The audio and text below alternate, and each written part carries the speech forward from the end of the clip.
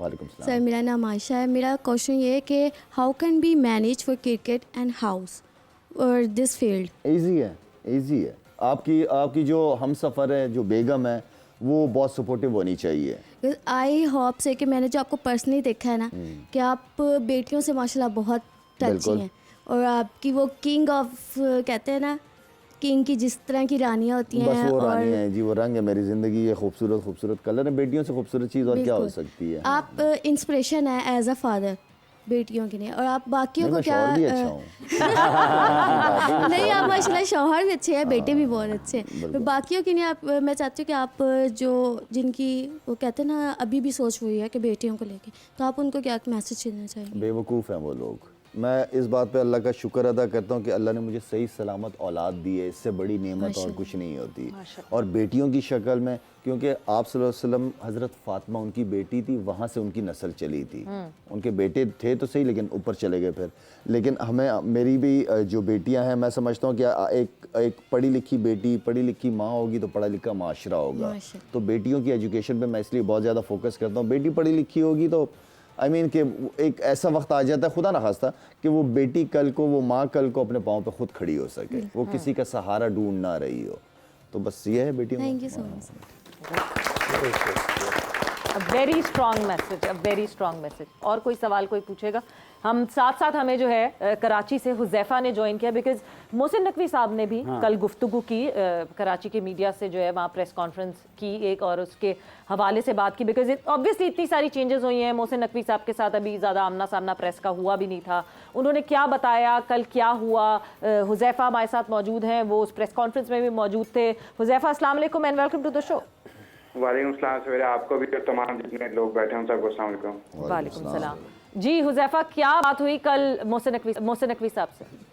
देखिए, मोहसिन नकवी साहब का पहला दौरा था नेशनल बैंक स्टेडियम का। उन्होंने बाकायदा जायजा लिया तमाम जितने भी डिपार्टमेंट हैं, जितने भी स्टैंड्स हैं, खासतौर पर रेनोवेशन का जो अमल है जिसकी अनाउंसमेंट की जा चुकी है, चैंपियंस ट्रॉफी कार्ड के ऊपर है। तो सबसे अहम सवाल जो उनसे हुए वो मीटिंग के हवाले से, जो आईसीसी मीटिंग हुई, चेयरमैन साहब की तारीफ से इतना मौक़िफ़ जो है वो सामने वाज़े तौर पर रखा नहीं गया। वो चाहते हैं कि चीज़ें जब फाइनलाइज हो जाएं तभी बात की जाए, क्योंकि आपको पता है इंडिया पाकिस्तान का मैटर ऐसा है, इस पर बहुत ज़्यादा बात होती है तो फिर वहाँ से क्रॉस इंडिया की तरफ से भी बात आती है। तो उनका ये कहना था कि जय शाह से उनकी मुलाकात हुई है, मुलाकात मुस्बत रही है, और उनका पूरी कोशिश ये है कि चैंपियंस ट्रॉफी के तमाम तर मैचेस पाकिस्तान में करवाए जाएं। वो इस बारे में सोच ही नहीं रहे कि इंडिया की टीम नहीं आएगी, मामला को हतमी मराइल में दाखिल करेंगे और किसी न किसी तरह करके चैंपियंस ट्रॉफी के जितने भी मैचेस हैं वो पाकिस्तान में करवाए जाएंगे। फिर आपको पता है कि कराची का जो स्टेडियम है उसके हवाले से बहुत ज्यादा सवालात हुए, व्यू के ऊपर बहुत ज्यादा सवालात हुए। तो उन्होंने बारहा इस बात को कहा कि मैं वादा करता हूँ आप सबसे कि ये तीनों स्टेडियम जो हमने चैंपियंस ट्रॉफी के लिए तैयार करने, ये state of the art stadium होंगे और आपकी ये जो भी शिकायतें वो खत्म हो जाएंगी। फिर हारिस सऊद के इशू के ऊपर जो पॉलिसी के मसले मसाइल थे सेंट्रल कॉन्ट्रैक्ट के हवाले से, तो उन्होंने वाजे कर दिया कि जो पाकिस्तान क्रिकेट टीम को ये अवेलेबल नहीं होगा उसके ऊपर यही पॉलिसी लागू होगी। खिलाड़ियों को लीग खेलने की इजाजत है, लेकिन अगर पाकिस्तान की कॉल होगी तो किसी भी फॉर्मेट में प्लेयर को अवेलेबिलिटी अपनी शो करनी होगी। कप्तान के हवाले से उनका कहना था कि कप्तान का पहले फैसला चेयरमैन पीसीबी करते थे, अब चेयरमैन पीसीबी के पास ये इख्तियार नहीं होगा, बल्कि जो सिलेक्शन कमेटी होगी वो कप्तान का फैसला करेगी, वही जवाब देगी अच्छी परफॉर्मेंस पे भी और बुरी परफॉर्मेंस पे। लेकिन साथ ही उन्होंने कहा कि जो इस वक्त सिलेक्शन कमेटी है मैं उसमें तब्दीली करने जा रहा हूँ, वो आपको एक हफ्ते में पता चल जाएगी। कोचेस के हवाले से भी उनका ये कहना था कि एक हफ्ते के अंदर जो है वो कोचेस को फाइनल कर दिया जाएगा, लेकिन कोच जो है गैर मुल्की होगा, क्योंकि बातें बहुत ज्यादा आउट हो गई। इसकी वजह से शेन वॉटसन ने मना कर दिया कि मेरी सैलरी भी आउट हो गई, ये चीजें भी हो गई। तो अब जो भी कोच होगा वो हम फाइनल अनाउंस करेंगे। इस वक्त हम कोच के ऊपर कोई बात नहीं कर सकते। ये तमाम चीजें थी, लेकिन खासकर जो उनका इस वक्त अहम चीज थी वो उनका दौरा था। उन्होंने हर एक डिपार्टमेंट में जाके जितनी वैकेंट लैंड थी उसको भी देखा, हर एक बंदे से मिले, और यही कोशिश थी कि चैंपियंस ट्रॉफी के लिए जो पूरा नेशनल बैंक स्टेडियम है इसको एक अच्छे तरीके से तैयार किया जाता है, इसमें ना सिर्फ लोकल फैंस ने आना है, बल्कि जब चैंपियंस ट्रॉफी हम होस्ट करेंगे तो इंटरनेशनल फैंस भी जो है नेशनल बैंक स्टेडियम आएंगे।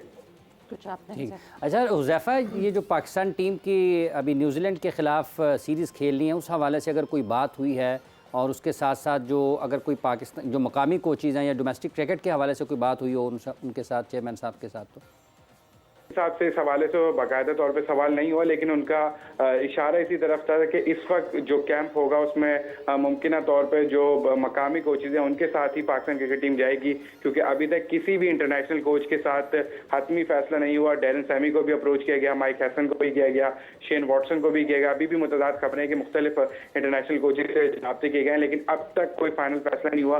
तो मुमकिनात यही हैं कि जो ये वाली सीरीज होगी, न्यूजीलैंड की होम सीरीज होगी, उसमें मकामी कोचेज के साथ ही जाया जाएगा। हुज़ैफा, कल प्रेस कॉन्फ्रेंस हुई, शादाब खान की भी, अब्दुल रहमान साहब की भी, कुछ अनबन हुई अब्दुल रहमान साहब की प्रेस कॉन्फ्रेंस में? देखें, इब्तिदाई तौर पे गुज़िश्ता रोज़ जब प्री मैच प्रेस कॉन्फ्रेंस करनी थी मुल्तान सुल्तान ने, तो कराची मीडिया का ये मुतालबा था कि जो कैप्टन है वो प्री मैच प्रेस कॉन्फ्रेंस करे, क्योंकि उमूमी तौर पे नॉर्म होता है कि कैप्टन आते हैं प्री मैच प्रेस कॉन्फ्रेंस करने, और मोहम्मद रिजवान अब तक कराची में कोई प्रेस कॉन्फ्रेंस भी नहीं कर चुके थे। तो सबने मुतालबा रखा था कि, और अब्दुल रहमान साहब 2 दिन कबल ही प्रेस कॉन्फ्रेंस करने आए थे, लेकिन चूंकि आपको पता होगा कि उनसे मैनेजर ने ये बात नहीं मानी, फिर कोई बद इंतजामी हुई, क्रॉस क्वेश्चनिंग हुई मीडिया कॉन्फ्रेंस के दौरान, फिर मीडिया ने बाइकआउट कर दिया। तो ये चीज़ दिखाई बनी। फिर अगले दिन अब्दुल रहमान साहब दोबारा आए, फिर इस बात को वाज़ेह किया गया कि अब्दुल रहमान साहब से कोई इख्तिलाफ नहीं है, वो उनकी मैनेजमेंट से और मीडिया मैनेजर से सहाफ़ियों को इख्तिलाफ था। तो बहरहाल वो मामलात बाद में तय आ गए, लेकिन इशू यही था कि जो सहाफ़ी थे वो चाहते थे कि जो कप्तान है वो सामने आए और वो सवालात के जवाब दें, क्योंकि कप्तान ने टीम को लड़ाना होता है, और कोच एक रोज़ कबल ही आए थे, तो कप्तान का आना ज़्यादा बेहतर था। ठीक है हुज़ैफा, बहुत बहुत शुक्रिया आपकी इस अपडेट का।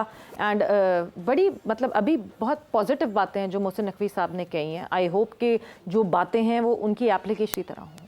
सवेरा देखें, मेरे ख्याल में अगर सिलेक्शन कमेटी को इतना स्ट्रॉन्ग करें तो बहुत ज़बरदस्त डिसीजन है। साथ में ये है कि उन्हीं पे ही कप्तानी भी छोड़ दी। पहले चेयरमैन वगैरह कप्तानी करते थे, पहले खैर चेयरमैन सिर्फ कप्तानी नहीं करता था, इवन के टीम भी बनाता था चेयरमैन, पिच भी देखते थे, बहुत सारे चेयरमैन। अब मोहसिन नकवी साहब के ये डिसीजन तो ये तो बहुत ज़बरदस्त है, मैं इसको अप्रिशिएट करूँगा। साथ में ये है क्योंकि उनके पास कोई एक पोस्ट नहीं है, उनके पास multiple post, 2 ministry, interior ministry भी है, ठीक है ना, मिनिस्टर ऑफ नारकोटिक्स। तो ये 2 मिनिस्ट्री है, बहुत बड़ी मिनिस्ट्री है, बहुत बड़ी जिम्मेदारी उनके ऊपर है।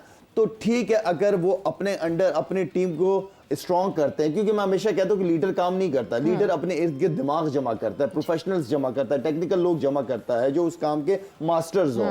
तो आई मीन कि ठीक है, अगर ये सिलेक्शन कमेटी को पूरी अथॉरिटी दी जाती है, फिर जिम्मेदार भी वही है। फिर चेयरमैन किसी और से ना पूछे, डायरेक्ट उन्हीं से क्वेश्चन पूछेगा कि भाई आपको सारी अथॉरिटी दी थी, क्या डिसीजन था, क्या फैसले किए आप लोगों ने, उसके रिजल्ट क्यों नहीं आ रहे। तो रिस्पॉन्सिबल सारी सिलेक्शन कमेटी। तो इस हवाले से मैं समझता हूँ कि ये जो मोहसिन नकवी साहब का ये डिसीजन बहुत अच्छा। भाई ग्राउंड के हवाले से देखिए, उनकी जो पास्ट में हमें काम करती हुई चीजें मिली हैं पंजाब के अंदर, जो पंजाब के लोगों से मेरा इंटरेक्शन हुआ, और उन्होंने मुझे इनके बारे में पॉजिटिव चीजें बताई कि बड़ी जबरदस्त तरीके से टाइम से पहले डिलीवर करना प्रोजेक्ट को, ये बड़ी बात होती है।